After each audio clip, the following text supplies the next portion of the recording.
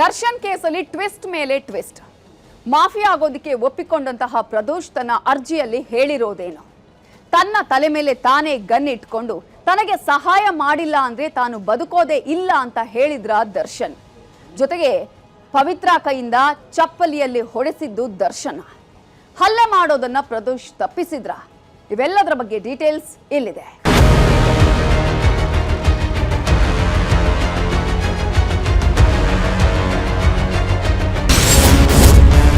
ಸ್ನೇಹಿತರಿಂದಲೇ ದರ್ಶನ್ಗೆ ಸಂಕಷ್ಟ, ಮಾಫಿ ಟೆನ್ಷನ್. ಮಾಫಿ ಆಗಿರೋರು ದರ್ಶನ್ ವಿರುದ್ಧ ಸತ್ಯ ಹೇಳ್ತಾರೆ. ದರ್ಶನ್ಗೆ ಮತ್ತಷ್ಟು ಸಂಕಷ್ಟ ಎದುರಾಗೋ ಟೈಮ್ ಬಂದಿದೆ. ರೇಣುಕಾಸ್ವಾಮಿ ಕೊಲೆ ವೇಳೆ ಜೊತೆಗಿದ್ದವರೇ ಈಗ ಉಲ್ಟಾ ಆಗ್ತಾ ಇದ್ದು ಏನ್ ಮಾಡಬೇಕು ಅಂತ ಗೊತ್ತಾಗದೆ ದರ್ಶನ್ ಒದ್ದಾಡ್ತಾ ಇದ್ದಾರೆ. ದರ್ಶನ್ಗೆ ಇರೋ ಬರೋ ದಾರಿಗಳೆಲ್ಲ ಬಂದಾಗಿ ಹೋಗಿದ್ದು ಜೈಲುವಾಸವೇ ಖಾಯಂ ಆಗಿ ಹೋಗಿದೆ. ಈವರೆಗೆ ದರ್ಶನ್ಗೆ ಹೊರಬರೋಕೆ ಅವಕಾಶ ಇದೆಯಾ, ಬೇಲ್ ತೆಗೆದುಕೊಳ್ಳೋಕಾಗುತ್ತಾ ಅನ್ನೋ ಲೆಕ್ಕಾಚಾರಗಳು ಹರಿದಾಡ್ತಾ ಇದ್ವು. ಆದ್ರೆ ಈಗ ಆ ಲೆಕ್ಕಾಚಾರಗಳೆಲ್ಲ ಉಲ್ಟಾ ಪಲ್ಟಾ ಆಗೋಗಿದ್ದು ಸ್ನೇಹಿತರು ಕೊಟ್ಟ ಶಾಕ್ಗೆ ದರ್ಶನ್ ಜೈಲಿಂದ ಹೊರಗೆ ಬರೋದೇ ಡೌಟ್ ಅನ್ನೋ ಹಾಗಾಗಿದೆ. ಮಾಫಿ ಸಾಕ್ಷಿಗಳು ದರ್ಶನ್ರನ್ನ ಕಾಡ್ತಾ ಇದ್ದು ದರ್ಶನ್ಗೆ ಫುಲ್ ಟೆನ್ಷನ್ ಆಗಿದೆ. ಮಾಫಿ ಸಾಕ್ಷಿ ಪ್ರದೋಷ್ ಬಿಚ್ಚಿಟ್ಟ ರೇಣುಕಾ ಕೊಲೆ ಸತ್ಯ. ರೇಣುಕಾಸ್ವಾಮಿ ಕೊಲೆ ಕೇಸ್ನ ಆರೋಪಿ ಪ್ರದೋಷ್ ಮಾಫಿಯಾಗಿ ಬದಲಾಗಿದ್ದಾರೆ. ದರ್ಶನ್ ವಿರುದ್ಧ ಮಾಫಿ ಸಾಕ್ಷಿಯಾಗಿ ಪರಿಗಣಿಸಿ ಅಂತ ಕೋರ್ಟ್ ಮೆಟ್ಟಿಲೇರಿದ್ದ ಪ್ರದೋಷ್, ನಾನು ಸತ್ಯವನ್ನೆಲ್ಲ ಹೇಳ್ತೀನಿ, ಪ್ರಕರಣದಲ್ಲಿ ಸಾಕ್ಷಿಯಾಗಿ ಪರಿಗಣಿಸಿ ಅಂತ ಮನವಿ ಮಾಡಿಕೊಂಡಿದ್ದ. 2 ವರ್ಷಗಳ ಹಿಂದೆ ರೇಣುಕಾಸ್ವಾಮಿ ಕೊಲೆಗೆ ಸಂಬಂಧಿಸಿದಂತೆ ನಡೆದ ಎಲ್ಲ ಬೆಳವಣಿಗೆಗಳನ್ನ ಕೋರ್ಟ್ ಮುಂದೆ ಹೇಳಲು ಸಿದ್ಧನಿದ್ದೇನೆ, ಹಾಗಾಗಿ ಕ್ಷಮಾದಾನ ನೀಡಿ ಅಂತ ಕೇಳ್ಕೊಂಡಿದ್ದ.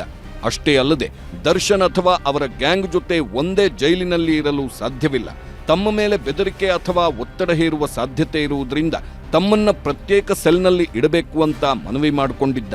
ಇದನ್ನ ಕೋರ್ಟ್ ಒಪ್ಪಿಕೊಂಡಿದೆ.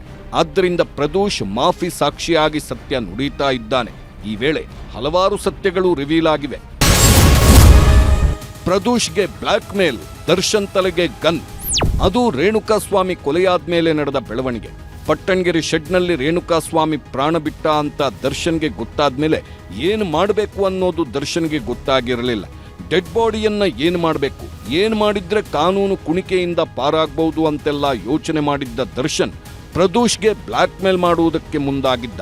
ತನ್ನ ತಲೆಗೆ ತಾನೇ ಗನ್ನಿಟ್ಕೊಂಡ ದರ್ಶನ್, ನೀನು ಸಹಾಯ ಮಾಡಿಲ್ಲ ಅಂದ್ರೆ ನಾನೇ ಶೂಟ್ ಮಾಡಿಕೊಂಡು ಆತ್ಮಹತ್ಯೆ ಮಾಡ್ಕೊಳ್ತೀನಿ ಅಂತ ಬೆದರಿಕೆ ಹಾಕಿದ್ದಂತೆ.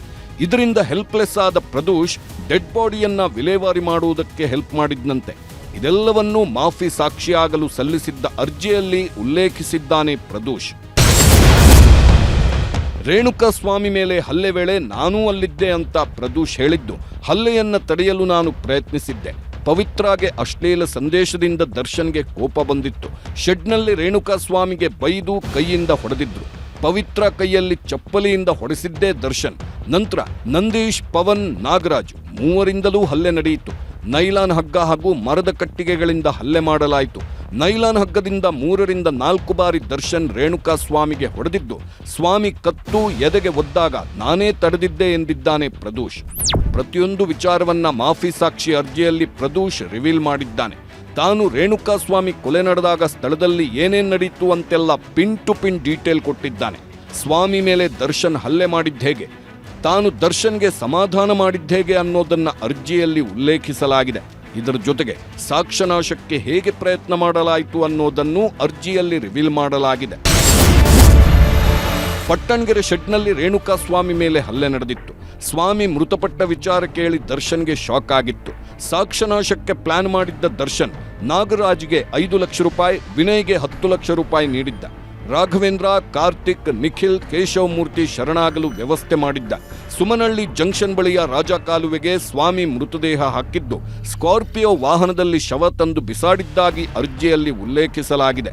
ಈಗ ಕೆಲವು ಸತ್ಯಗಳನ್ನ ರಿವೀಲ್ ಮಾಡಿರೋ ಪ್ರದೋಷ್ ಮಾಫಿ ಸಾಕ್ಷಿ ಆದ್ಮೇಲೆ ಎಲ್ಲ ಸತ್ಯವನ್ನ ಹೇಳಬೇಕಾಗುತ್ತೆ. ಆಗ ರೇಣುಕಾಸ್ವಾಮಿ ಕೊಲೆಯ ಇಂಚಿಂಚೂ ಮಾಹಿತಿ ಗೊತ್ತಾಗುತ್ತೆ. ಈಗ ಸದ್ಯಕ್ಕೆ ಪ್ರದೋಷ್ ಮಾಫಿ ಸಾಕ್ಷಿ ಆಗೋಕೆ ಕೋರ್ಟ್ ಗ್ರೀನ್ ಸಿಗ್ನಲ್ ಕೊಟ್ಟಿದೆ. ಸೋಮವಾರ ಬೇರೆ ಆರೋಪಿಗಳಿಂದ ಆಕ್ಷೇಪ ಸಲ್ಲಿಕೆ ಆಗೋ ಸಾಧ್ಯತೆ ಇದ್ದು ನಂತರ ಯಾರಿಗೆ ಮಾಫಿ ಸಾಕ್ಷಿ ಆಗಲು ಅವಕಾಶ ಇದೆ ಅನ್ನೋದನ್ನ ಕೋರ್ಟ್ ತೀರ್ಮಾನ ಮಾಡಲಿದೆ.